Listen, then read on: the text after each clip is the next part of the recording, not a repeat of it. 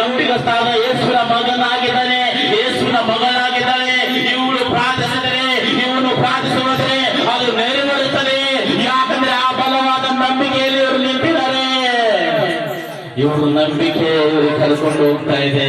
ಇವರು ನಂಬಿಕೆ ಇವರಿಗೆ ಬಿಡುಗಡೆ ಕೊಡ್ತಾ ಇದೆ. ಇವರು ನಂಬಿಕೆಯಿಂದಲೇ ಆಶೀರ್ವಾದವನ್ನು ಕೊಡ್ತಾ ಇದ್ದಾರೆ. ಇವರು ಕುಟುಂಬದಲ್ಲಿ ಆ ಬಲವಾದ ನಂಬಿಕೆ ನನ್ನಿಂದ ಮುರಿಯಕ್ಕೆ ಆಗ್ತಾ ಇಲ್ಲ ಅಂತ ಸೈತಾನ ನೋಡಿ ಒದ್ರಾಡಿ ನಿಂತುಕೊಂಡು ಇರಬೇಕು.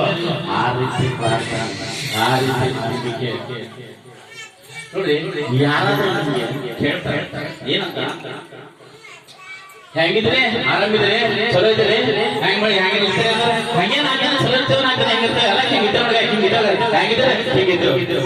ಅದೇ ಯಾರಾದ್ರೂ ಒಬ್ರು ವಿದೇಶ ಜನ ಹೇಳಿದ್ರು, ಎಲ್ಲರೂ ಹೇಳಿದ್ರು ಕೈ ಅಂತ. ಹೌದಲ್ಲ, ಎಲ್ಲರೂ ಹೇಳ್ಕೊಂಡಿದ್ದಾರೆ, ನಾನು ಹೇಳ್ಕೊಂಡಿದ್ದೀನಿ, ನೀವು ಹೇಳ್ಕೊಂಡಿದ್ದೀರಿ. ಎಲ್ಲರೂ ಸಾಮಾನ್ಯ ಹೇಳೋದು ಕೇಳಬೇಕಾಗಿಲ್ಲ ಮತ್ತೆ ಮಾತಲ್ಲ.